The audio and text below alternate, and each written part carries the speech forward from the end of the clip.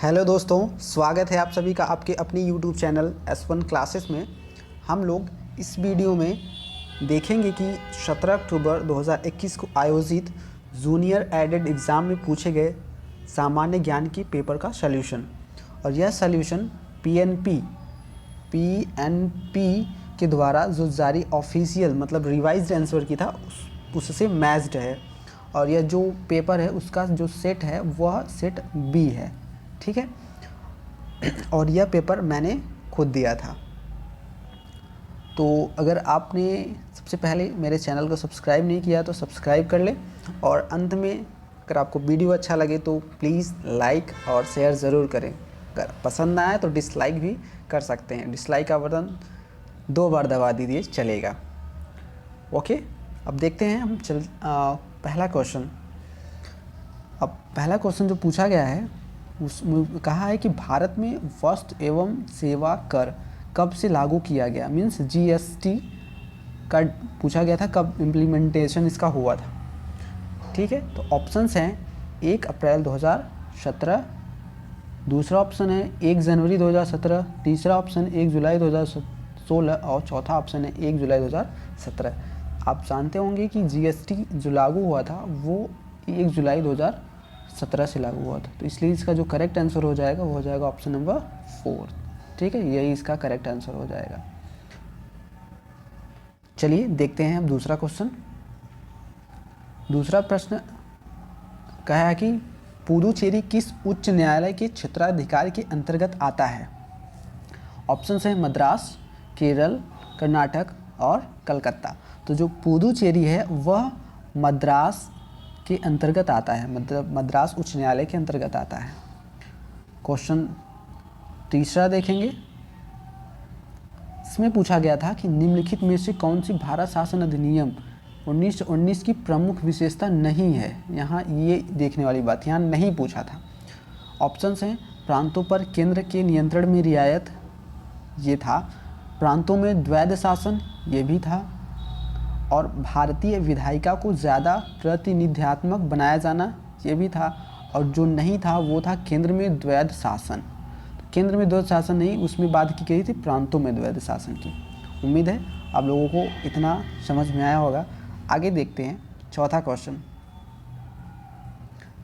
यह इसमें कहा पूछा है कि तंजौर के बृहदीश्वर मंदिर का निर्माण किसने कराया था। ऑप्शन हैं राजेंद्र प्रथम, राजराज प्रथम, राजाधिराज प्रथम, आदित्य प्रथम। तो जो इसका करेक्ट आंसर हो जाएगा वो हो जाएगा ऑप्शन सेकेंड, राजराज प्रथम। ओके, अब देखते हैं पांचवा क्वेश्चन। पांचवा प्रश्न पूछा है कि अटल नवाचार मिशन संबंधित है। ऑप्शंस हैं उद्यमशीलता विकास से, ग्रामीण विकास से, सूचना प्रौद्योगिकी से, अंतरिक्ष प्रौद्योगिकी से। तो जो अटल नवाचार मिशन है वह उद्यमशीलता विकास से संबंधित है, मीन्स इंटरप्रेन्योरशिप डेवलपमेंट से संबंधित है। इसका करेक्ट आंसर हो जाएगा। अब हम प्रश्न नंबर 6 देखते हैं। इसमें पूछा है कि मतलब यह रीजनिंग का क्वेश्चन है। तो इसमें कहा था कि अगर यफ 216 से संबंधित है तो यल किस प्रकार से संबंधित होगा। तो यहाँ एक सिंपल सा है कि जो एफ 216 कैसे आया होगा। तो एफ का जो अल्फ़ाबेट में स्थान है वो 6वें नंबर पे है। तो इसमें क्या किया है, सिंपल 6 का क्यूब कर दिया है, ठीक है। तो 216 आ गया। तो हम क्या करेंगे वैसे ही सेम, तो यल लेंगे, फिर यल आ रहा है हमारा 12 नंबर पे आ जाएगा, ठीक है। तो 12 का हम जब क्यूब करेंगे तो कितना आ जाएगा 1728, जो कि हमारा कहाँ ऑप्शन है, ऑप्शन नंबर 4 में। ये छठवां का चौथा सही हो जाएगा। अब हम देखते हैं अगला प्रश्न, प्रश्न नंबर 7। ये भी रीजनिंग का ही क्वेश्चन है। मतलब इसमें पूछा गया है कि 7वां प्रश्न है क्या, सबसे पहले देखें। सांकेतिक भाषा में यदि गंगा को मतलब 71147 से व्यक्त किया गया है तो जो SARZU सरजू का संकेत क्या होगा। इसमें समझिए कि किया कैसे है, मीन्स GANGA तो क्या लिखा गया है, लिखा क्या है 711471, मीन्स इसमें कुछ किया नहीं है, बस जो अल्फ़ाबेट है यहाँ उसका स्थान लिखा है बस। जैसे 7 मतलब G 7वें नंबर पे आता है, A पहले नंबर पे आता है, N 14वें नंबर पे आता है, G 7वें नंबर पे आता है और A पहले नंबर पे आता है। तो सेम ऐसे ही हम सरजू का कर लेंगे, ठीक है। SARJU, तो यस किस में आता है, 19 नंबर पे आता है। तो 19 कौन से ऑप्शन में है आप देख सकते हैं, ओनली मतलब पहला नहीं हो सकता, दूसरा नहीं होगा, तो सॉरी तीसरा नहीं होगा। अब दूसरे और तीसरे में 19 आ रहा है। अब उसके बाद हम देखेंगे ए पहले स्थान पे आ रहा है, तो 19 और 19 के बाद एक कौन से ऑप्शन में, सिर्फ ऑप्शन नंबर सेकंड में है। तो इस प्रकार हमारा जो सेकंड ऑप्शन हो जाएगा वो सही हो जाएगा। आई होप आप लोगों को ये समझ में आया होगा। अब हम चलते हैं अगले प्रश्न पे। आप वीडियो पसंद आ रहा हो तो लाइक, शेयर और चैनल को सब्सक्राइब अवश्य करें, ठीक है। अब देखते हैं हम 8वां प्रश्न, यह भी रीजनिंग से ही संबंधित है। 8वां प्रश्न इसमें कहा गया और डायरेक्शन और डिस्टेंस से संबंधित है। इसमें कहा है कि यदि एक व्यक्ति 8 किमी पश्चिम की ओर चलता है, मीन्स अगर ऐसे हम डायरेक्शन बनाएं, ये हो गया ईस्ट, वेस्ट, नॉर्थ और साउथ, तो 8 किमी पश्चिम की ओर जाता है। चलिए 8 किमी पश्चिम की ओर, मान लीजिए हम यहाँ से चला और यहाँ तक आ गया 8 किमी पश्चिम की ओर, और 6 किमी उत्तर की ओर चला, हम 6 किमी ऊपर चला देते हैं उत्तर की ओर। अब कह रहा है कि वह अपने प्रारंभिक स्थान से कितनी दूरी पर है, मीन्स यहाँ से वह कितनी दूरी पर है। तो आप देख रहे होंगे, थोड़ा सा क्लियरिटी बनाते हैं, क्लियर फिगर। मीन्स वह 6 किमी क्या गया, मतलब 8 किमी गया पश्चिम वेस्ट, उसके बाद नॉर्थ की तरफ गया 6 किमी।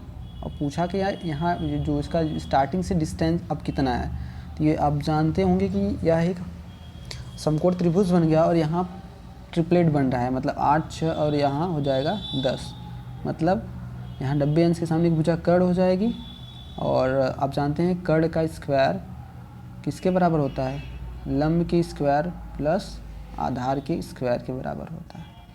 तो यहाँ यही करेंगे, 6 का स्क्वायर प्लस 8 का स्क्वायर बराबर 100 होता है, और 100 किसका वर्ग हो जाएगा, 10 का वर्ग। तो जो इसका करेक्ट आंसर हो जाएगा वो ऑप्शन नंबर फर्स्ट हो जाएगा, 10 किमी। ओके, अदर ऑप्शन है 12 किमी, 14 किमी और 20 किमी, लेकिन इसका सही आंसर हो जाएगा 10 किमी।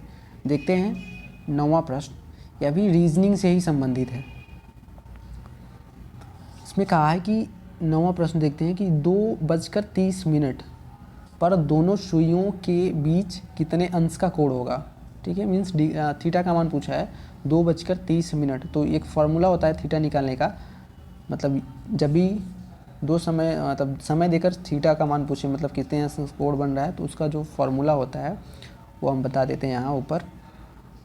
वो होता है, आप निकालोगे थीटा बराबर 11/2 m means minute minus 30 into h means hour, ठीक है। यही थीटा निकालने का बेस्ट फार्मूला है। तो आप यहाँ क्या रखेंगे, मिनट की जगह 30 रखेंगे और हावर की जगह कितना रखेंगे, 2, मतलब 2:30। अब कैलकुलेट करेंगे तो जो इसका करेक्ट आंसर आ जाएगा वो आ जाएगा 105। कितना आएगा, 105। अदर ऑप्शन है 120, 170 और 95, लेकिन इसका करेक्ट आंसर हो जाएगा 105, ऑप्शन नंबर फर्स्ट। अगला प्रश्न देखते हैं हम, प्रश्न संख्या 10। यह भी रीजनिंग का ही प्रश्न है।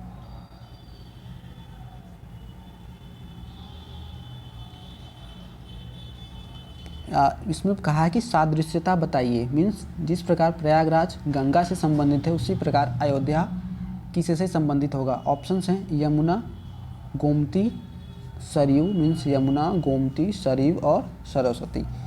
तो प्रयागराज गंगा नदी के किनारे स्थित है, सेम वैसे ही अयोध्या किस नदी के किनारे स्थित है, सरयू नदी के किनारे। यह थोड़ा सा जीके से रिलेटेड था, आपको पता होगा तो आप आसानी से ये प्रश्न कर लेंगे। अब देखते हैं अगला प्रश्न, प्रश्न संख्या 11। इसमें कहा गया कि जनगणना 2011 के अनुसार भारत में साक्षरता दर है।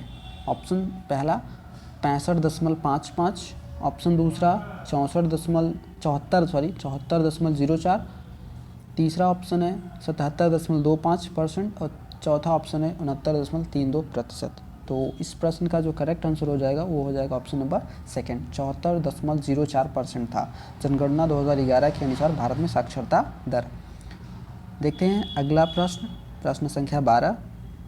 इसमें कहा गया है कि उत्तर प्रदेश के बजट 2021-22 के अंतर्गत मुख्यमंत्री समग्र संपदा योजना के लिए कितना आवंटन किया गया था, मीन्स कितना धनराशि आवंटित किया गया था।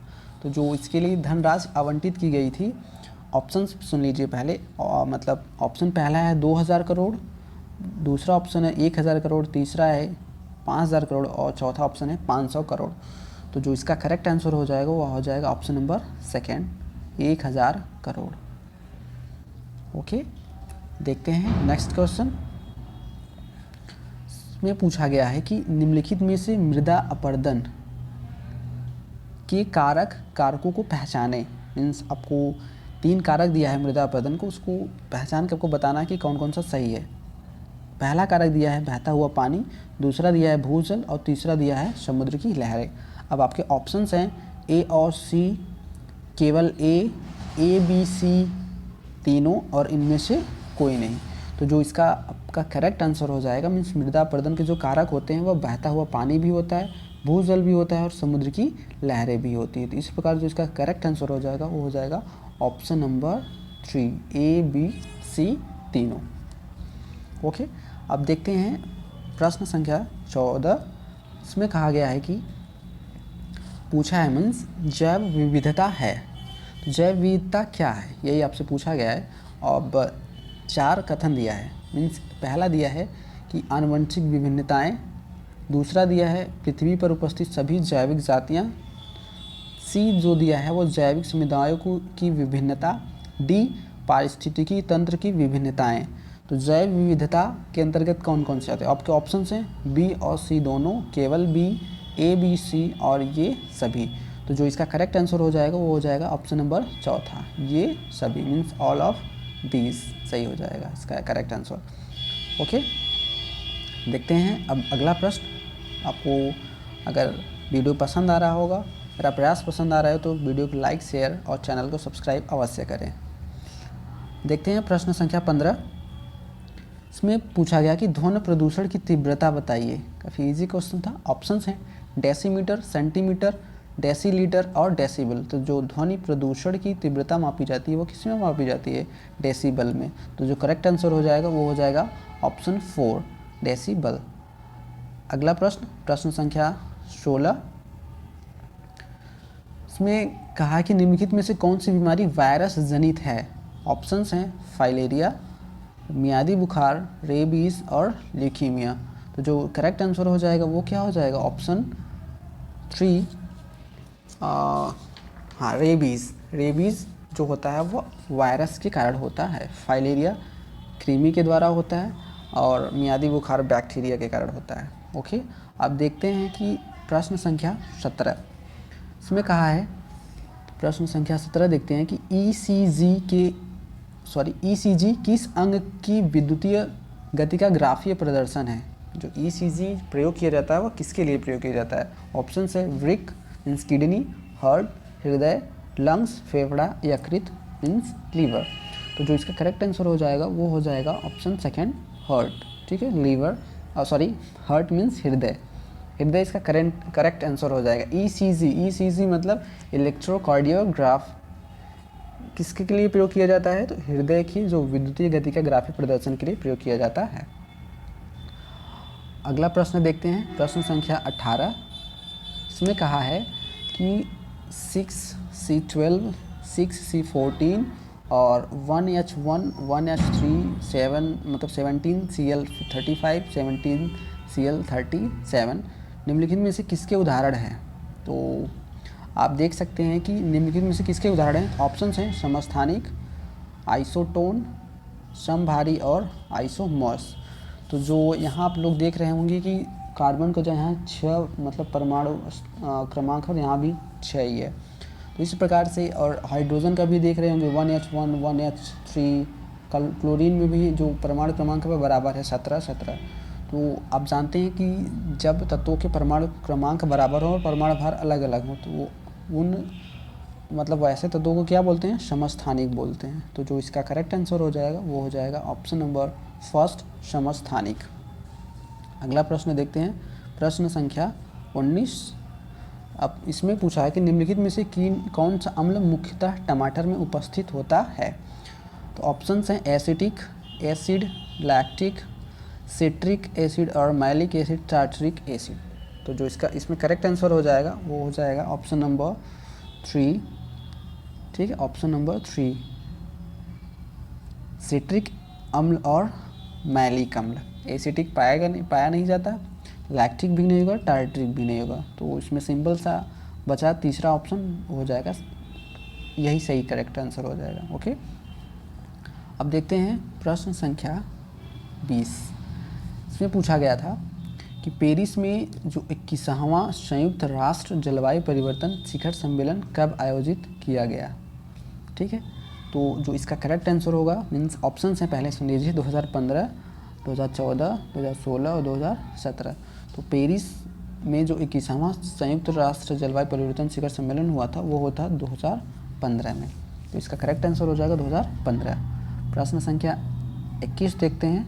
इसमें कहा है कि निम्नलिखित में से कौन सा एक सुमेलित नहीं है। तो इसमें पूछा है कि सुमेलित नहीं है, तो माल्टोस में मतलब माल्ट होता है, स्कॉर्बिक अम्ल जो पाया जाता है वो नींबू में पाया जाता है, ये भी सही है।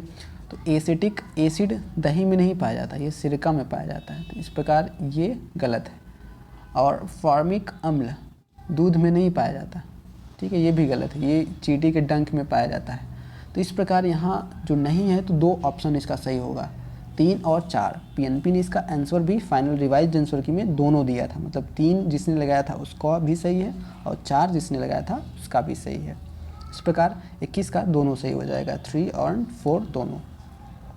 अगला प्रश्न देखते हैं, प्रश्न संख्या क्या है 22।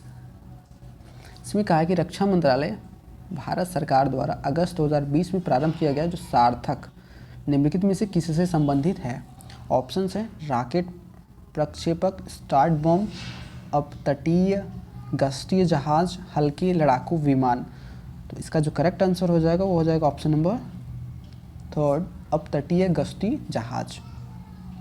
देखते हैं अगला प्रश्न, प्रश्न संख्या 23। इसमें कहा गया है कि निम्न में से कौन भारत का पहला 100% जैविक केंद्र शासित प्रदेश बना। ऑप्शंस हैं पुदुचेरी, लक्षद्वीप, अंडमान निकोबार द्वीप समूह और इनमें से कोई नहीं। तो 100% जैविक केंद्र शासित प्रदेश बनने वाला भारत का पहला जो केंद्र शासित प्रदेश है वो है लक्षद्वीप। तो इसका जो करेक्ट आंसर हो जाएगा वो हो जाएगा ऑप्शन 2, लक्षद्वीप। ओके, अब देखते हैं प्रश्न संख्या 24। इसमें पूछा गया था कि निम्न घटनाओं को कालानुक्रम में व्यवस्थित कीजिए और नीचे दिए गए कूटों में सही उत्तर चुनिए। अब पहला कूट क्या लिखा है, मीन्स पहला दिया है कि साइमन आयोग की नियुक्ति, जलियांवाला बाग हत्याकांड और महात्मा गांधी की दांडी यात्रा, फिरोज शाह मेहता की मृत्यु। मीन्स अगर आपको इसमें सन याद रहेगा तभी आप इसका आंसर दे पाओगे। तो चलिए देखते हैं सबका सन पहले। तो साइमन आयोग की नियुक्ति कब हुई थी, 1927 में। जलियांवाला बाग हत्याकांड हुआ था 1919 में। और महात्मा गांधी की दांडी जो यात्रा हुई थी वह हुई थी 1930 में। और जो फिरोज शाह मेहता की मृत्यु हुई थी वह हुई थी 1915 में। तो इसका मतलब अब पहले कौन आएगा, 1927, 1919, 1930 और 1915 में से पहले आएगा 1915, मीन्स चौथा। तो ऑप्शन नंबर 1 और 2 कट गया। अब दूसरा और तीसरा में देखते हैं कौन सा सही होगा। तो 1915 के बाद कौन आएगा, 1919 मीन्स दूसरा। तो चौथा के बाद दूसरा सिर्फ एक ही ऑप्शन में है, ऑप्शन नंबर 2। ठीक है, चौथा, दूसरा, पहला और तीसरा। इसमें पूरा खेला था सन का, सन आपको याद रहेगा तो आप करेक्ट कर लोगे, नहीं तो नहीं कर पाओगे। अगला प्रश्न देखते हैं, प्रश्न संख्या 25। इसमें कहा कि निम्नलिखित नेताओं में से किसने क्रांतिकारी संगठन अभिनव भारत समाज की स्थापना की। ऑप्शन है विनायक दामोदर सावरकर, भगत सिंह, वारिंद्र कुमार घोष, पुतिन बिहारी। तो जो इसका करेक्ट आंसर हो जाएगा वो हो जाएगा ऑप्शन नंबर 1, विनायक दामोदर सावरकर, इसका करेक्ट आंसर हो जाएगा। प्रश्न संख्या 26 देखते हैं। इसमें कहा है कि भारतीय केंद्र सरकार द्वारा प्रारंभ किए गए मिशन जल जीवन हर घर में एक नल का लक्ष्य सर्वप्रथम किस राज्य ने पूर्ण कर लिया? ठीक, किस राज्य ने पूर्ण कर लिया? तो ऑप्शन है सिक्किम, गोवा, गुजरात और मध्य प्रदेश। तो जल जीवन मिशन के द्वारा हर घर में एक नल का लक्ष्य सर्वप्रथम गोवा ने प्राप्त किया था। तो जो इसका करेक्ट आंसर हो जाएगा वो हो जाएगा ऑप्शन सेकेंड, गोवा। अगला क्वेश्चन क्या कह रहा है कि अगला क्वेश्चन बोला है कि भारत के किस राज्य, प्रश्न संख्या 27, भारत के किस राज्य में धार्मिक त्यौहार थाई पूसम मनाया जाता है? ऑप्शन है ओडिशा, दूसरा आंध्र प्रदेश, तीसरा तमिलनाडु और चौथा कर्नाटक। तो जो इसका करेक्ट आंसर हो जाएगा वो थाई पूसम कहाँ मनाया जाता है? मनाया जाता है ऑप्शन थर्ड, तमिलनाडु में। ठीक है, थाई पूसम त्यौहार तमिलनाडु में मनाया जाता है। अगला प्रश्न संख्या 28, इसमें पूछा गया कि किसानों की आय बढ़ाने हेतु किस राज्य ने किसान कल्याण मिशन का शुभारंभ किया था? ऑप्शन है बिहार, उत्तर प्रदेश, गुजरात और झारखंड। इसका उत्तर अगर नहीं पता हो, आप किसी भी स्टेट का अगर एग्ज़ाम दे रहे हो और कोई योजना पूछ ले और आपको आंसर ना पता हो, तो आप हमेशा जिस स्टेट का एग्ज़ाम दे रहे हैं उसी स्टेट को आंसर लगाया करिए। जैसे मैंने इसमें हमको उत्तर नहीं पता था, लेकिन हम तब गेस करके लगा दिए कि उत्तर प्रदेश का एग्ज़ाम दे रहे हैं, तो कौन सा उत्तर हो सकता है? ऑप्शन नंबर सेकेंड हो जाएगा। इसका सही उत्तर भी था यही, उत्तर प्रदेश। ओके, अब देखते हैं हम अगला प्रश्न। अगला प्रश्न पूछा गया है कि वर्ष 2020 का बुकर पुरस्कार किस पुस्तक के लिए दिया गया था? करंट अफेयर्स का सवाल था। ऑप्शन है द रिपब्लिक, एथिक, शगी बेन, my years with Rajiv, triumph and tragedy, voices of dissent. इसका करेक्ट जो आंसर था वो था ऑप्शन नंबर सेकेंड, शगी बेन। इसका जो इसको पुस्तक को जो लिखे थे वो उनका नाम था स्टुअर्ट, डगलस स्टुअर्ट नाम था। ओके, डगलस स्टुअर्ट, इन्होंने इस पुस्तक को लिखा था और इनको 2020 का बुकर पुरस्कार मिला था। अगला प्रश्न देखते हैं, प्रश्न संख्या 30। इसमें पूछा है हाल ही में भारत और अफगानिस्तान की सहमति से शहतूत बांध किस नदी पर निर्मित किया गया था? यहाँ ये नहीं पूछा था शहतूत बांध किन दो देशों के बीच संबंधित है, यहाँ पूछा था किस नदी पर संबंधित है, मतलब ये निर्मित होगा। ऑप्शन है मैदान नदी, अरघनदाब नदी, कुनार नदी और पेग नदी। तो जो इसका करेक्ट आंसर हो जाएगा ऑप्शन नंबर फर्स्ट हो जाएगा, मैदान नदी। Okay, first. प्रश्न संख्या 31 देखते हैं। इसमें पूछा गया है कि अकबर ने किस वर्ष पहली बार जजिया कर समाप्त किया था? ऑप्शन है 1565, 1564, 1566, 1567। तो जो इसका करेक्ट आंसर हो जाएगा वो हो जाएगा ऑप्शन नंबर सेकेंड, 1564। अगला प्रश्न, इसमें पूछा है कि 1938 में भारतीय राष्ट्रीय कांग्रेस के अध्यक्ष कौन निर्वाचित हुए? ऑप्शन हैं जेबी कृपलानी, अब्दुल कलाम आज़ाद, पट्टाभी सीतारामैया, सुभाष चंद्र बोस। तो 1938 और 39 में जो राष्ट्रीय कांग्रेस के अध्यक्ष निर्वाचित किए गए थे वो किए गए थे सुभाष चंद्र बोस। तो इस प्रकार जो चौथा ऑप्शन है आपका, ऑप्शन नंबर फोर्थ, वो करेक्ट आंसर हो जाएगा। अगला प्रश्न देखते हैं, प्रश्न संख्या 33। कहा है कि अधोलिखित में से किस वर्ष सुरेंद्र नाथ बनर्जी को सिविल सर्विसेज से हटाया गया था? ऑप्शन है 1867, 1870, 1874, 1878। तो इसका प्रश्न का जो करेक्ट आंसर हो जाएगा वो हो जाएगा ऑप्शन नंबर थर्ड, 1874 में हटाया गया था। अगला प्रश्न संख्या 34। इसमें कहा कि ब्राह्मी लिपि का जो उद्वाचन किया था, मीन्स इसको पहली बार जो पढ़ा था वो किसने किया था? ऑप्शन है Alexander Cunningham, NSR Rao, James Prinsep, Charles Masson. तो जो इसका करेक्ट आंसर हो जाएगा वो हो जाएगा option number third, James Prinsep के द्वारा पहली बार ब्राह्मी लिपि का उद्वाचन किया गया था। अगला प्रश्न देखते हैं, प्रश्न संख्या 35। इसमें कहा है निम्नलिखित राजवंशों को नीचे दिए गए कूट का उपयोग करते हुए कालानुक्रम में व्यवस्थित कीजिए। मीन्स यहाँ भी किसका खेल है? सन का खेल है। अगर आपको सन याद है तो आप अच्छे से ऑप्शन कर पाओगे, नहीं तो नहीं। तो जो सुंग वंश हुआ था उसकी स्थापना हुई थी 185 ईसा पूर्व में। ओके, ईसा पूर्व में। हर्यक वंश की स्थापना हुई थी 544 ईसा पूर्व में। नंद वंश 5वीं शताब्दी में, ठीक है, शताब्दी में। और मौर्य वंश की जो स्थापना हुई थी वो 323 ईसा पूर्व में हुआ था।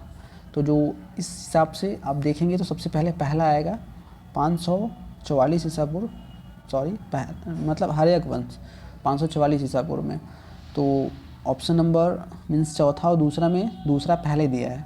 फिर आएगा तीसरा नंद वंश, फिर आएगा चौथा मौर्य राजवंश और फिर आएगा पहला सुगवंश। इस प्रकार जो करेक्ट आंसर हो जाएगा वो हो जाएगा ऑप्शन नंबर 4। ठीक है, इस प्रश्न का करेक्ट आंसर हो जाएगा। अगला प्रश्न देखते हैं, प्रश्न संख्या 36।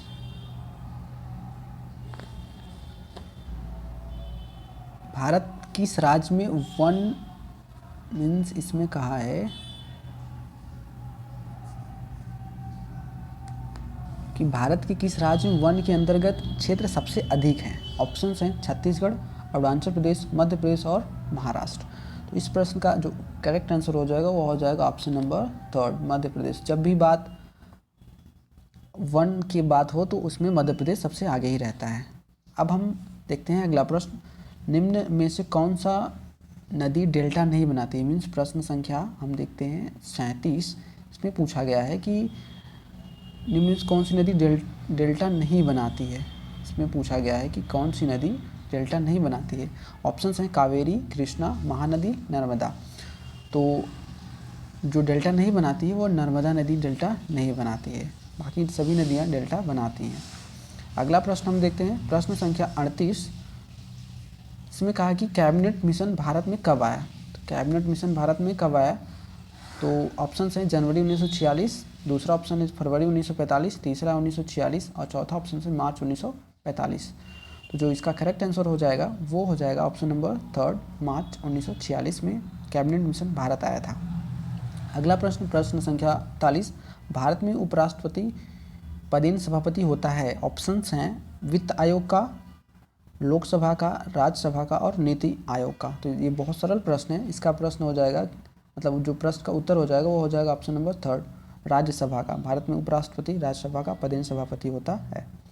अगर हम प्रश्न नंबर 40 की बात करें तो इसमें पूछा है कि भारतीय संविधान की 11वीं अनुसूची में कुल कितने विषय हैं। तो इसका जो करेक्ट ऑप्शंस हैं 25, 27, 29 और 20। तो जो करेक्ट आंसर है वो हो जाएगा ऑप्शन नंबर 3 29 विषय हैं। और अगर 12वीं अनुसूची की बात की जाए तो उसमें 18 विषय शामिल हैं। आगे प्रश्न देखते हैं, प्रश्न संख्या 41।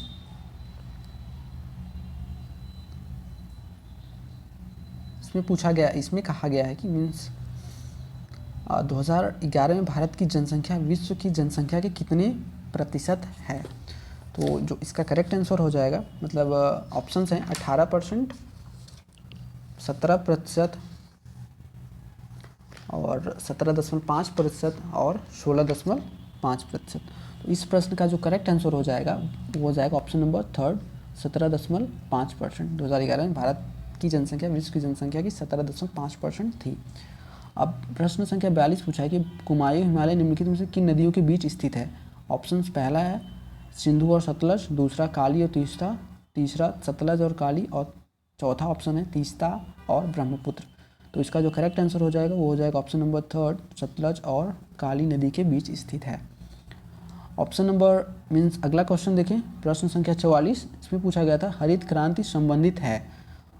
तो ये भी बहुत इजी क्वेश्चन है। ऑप्शंस हैं दुग्ध उत्पादन से, खाद्यान्न फसलों के उत्पादन से, रुई उत्पादन से और चौथा है मांस उत्पादन से। तो जो हरित क्रांति किससे संबंधित है, सिंपल खाद्यान्न फसलों के उत्पादन से। तो जो करेक्ट आंसर हो जाएगा वो ऑप्शन नंबर 2 हो जाएगा।